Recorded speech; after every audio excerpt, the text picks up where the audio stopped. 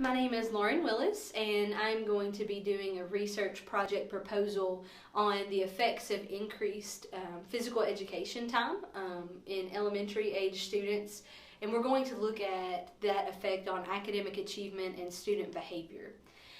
As far as the background and review of literature, there's been numerous studies done specifically on this area. But some of the facts that I found to be really interesting, we all know that childhood obesity has been almost an epidemic over the last several years. Childhood obesity has tripled since the 70s. And then according to the CDC, 17.5% of children in the United States alone are obese. This is a continued problem. It's been an issue for quite some time, and it's going to continue to be a problem. So what I would like to do is look into a study that will help with this issue, will help reduce the risk of childhood obesity and help reverse the effects of that. Schools in particular are the ideal location for something like this, an intervention like this, to take place because everyone is required to go to school. So previous studies have determined that this is the ideal location to teach students about physical education, physical activity, and just living a healthy lifestyle altogether, even with nutrition. So the daily recommendation for physical activity for children is 60 minutes per day of moderate to vigorous physical activity. And one study has determined that over 60% of elementary age children did not receive any type of physical activity outside of the school day. This means that if the students do not get the 60 minutes of physical activity a day within the school setting, chances are they're not going to receive the recommendation of daily physical activity that they need. Unfortunately, in recent years, there's been an increased pressure on local school districts, especially in Kentucky, to improve their test scores, their end of year test scores, to continue to reach that distinguished level.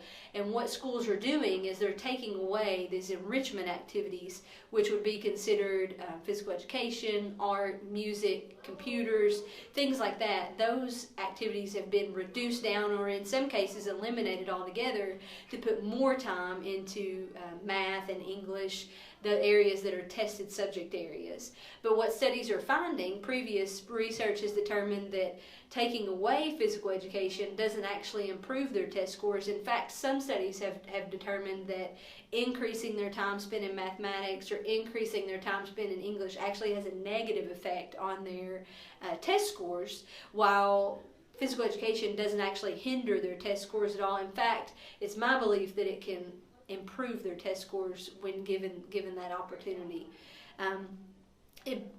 Outside of that, physical education has been connected, specifically physical activity, with improved classroom behavior. This has been done through prior to school programs, after school programs, in-class activities, recess, and physical education. All of these put together with physical activity have been proven to, well, not proven, but supports improved classroom behavior. And so what I would like to look at specifically is physical education as an intervention, because the recess and the classroom activities, all of those things are great and they contribute to the 60 minutes a day of daily physical activity. But it's my opinion that it's going to be hard for students to reach that moderate to vigorous level of physical activity without using physical education. So my intervention within this study will look specifically at a physical education intervention. I believe that providing the quality, increased amount of physical education will actually improve student behavior in the classroom, which will eventually lead to improved student academic achievement as well. There have been previous studies that seek out this relationship, but they have been very inconclusive. There's a great need for further research in this area based on the previous research that I have conducted. So the purpose of this study specifically is to look at the effects of increased quality physical education time on student academic achievement and student classroom behavior. My hypothesis specifically is that this increased time of quality, moderate to vigorous physical activity within the physical education setting will actually help students achieve the daily recommended amount of physical activity that they need. It will improve their classroom behavior. It will also help increase their academic achievement on standardized assessments and regular classroom activities. As far as the methods, what we're going to do is look at third grade students in a South Central Kentucky public school district. It's a rural community, and there's about 100 students in third grade that all of them will be recruited to participate in this study with the hope of at least 60 students. We're looking at a 60% rate of return on students participating is the hope for this study, but all 100 students are going to be recruited and asked. Obviously, they would have to agree to that as well as their parents, but the goal is to get 60 participants. If there's less, that's still okay. We can still conduct the study, but the goal is to get 60 and have 30 students in the intervention group receiving the physical education. The instruments that will be used, we'll be using an MVPA accelerometer to look at students' level of activity. When we look at the intervention group of what we're going to do within that class, and then we look at the control group, both of them will use the MVPA accelerometers to determine whether they've reached a moderate level of physical activity or not. Students are also going to be assessed on their classroom behavior in two different ways. One, there's going to be a 20-question survey that's teacher-based, where they will answer questions about students prior to their time in physical education and after their time in physical education. There's also going to be a primary and secondary observer at 3 different points within the study that will look at students prior to their physical education intervention and after their physical education intervention at 3 different points: at the beginning of the study, at the midway point, and at the conclusion of the study, to see if their behavior has improved and to look specifically at what their behavior is like right before the class period, before the physical education intervention, and right after.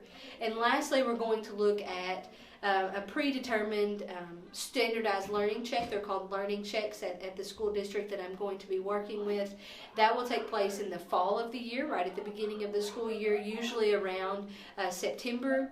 And then there will be another learning check in December, and then usually there's another one in March. And we will use these predetermined learning checks to see if the intervention is increasing their achievement on these learning checks as well for academic achievement. So what specifically is going to happen in the intervention group is these students, these select students of at least 30 hopefully, participants will go through 60 minutes of moderate to vigorous quality physical education time for 5 days a week. The regular group, the control group, will experience their physical education as they normally would have, which is 1 day a week for 45 minutes.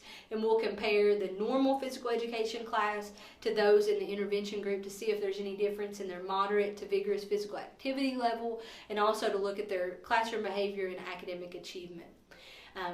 The teachers, like I said, will actually go through the student behavior questionnaire in line with the learning check, as well as the observers will be in line with the learning check. So these forms of assessment will happen at the beginning of the study, at the midway point, and at the end of the study, which will again be in line with the learning check. So it should be in September, December, and March. The MVPA accelerometers, however, will be used throughout the entirety of the 20-week study. So students will come in the physical education classroom, will be administered an MVPA accelerometer that they will keep throughout the entire study, and they will wear it throughout the entire class period. We'll turn it back in, and we'll get it again the next time they're in the physical education class. So that will be 5 times for the intervention group, and that will be 1 time for the control group.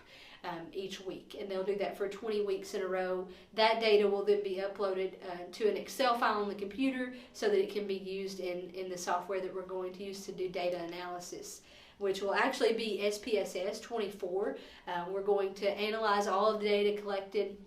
Descriptive statistics will be used on the MVPA accelerometer results, as well as the student behavior questionnaire and the student learning checks. Descriptive statistics will be used, as well as a 2-sided t-test at a 0.05 confidence interval. We'll look at specifically the t-test results for that, to see where students are, to see if the significance of the study is where it needs to be, and analyze the data that we receive from the learning checks and from the student behavior questionnaires. As far as the student observations for a primary and secondary observer, basically what we'll do is look at number of occurrences of lethargic behavior, inappropriate behavior, speaking out in class, fidgeting, those type of things. We'll document the number of those occurrences and calculate descriptive statistics for those, the amount of time that happens before and after physical education intervention, and then have a bar graph to compare those side by side so that we're still doing data analysis on this qualitative method of observation. The systematic observation, however, will be more qualitative in nature, but there will still be a bit of data analysis for that. Like I said, the hope of the study is that this will help provide strong evidence for the importance of physical education in the classroom behavior and in standardized assessment, so that physical education, if anything, will be increased rather than decreased. So that's the goal of the study. If you have any questions, I'd be more than happy to address those. Thank you very much.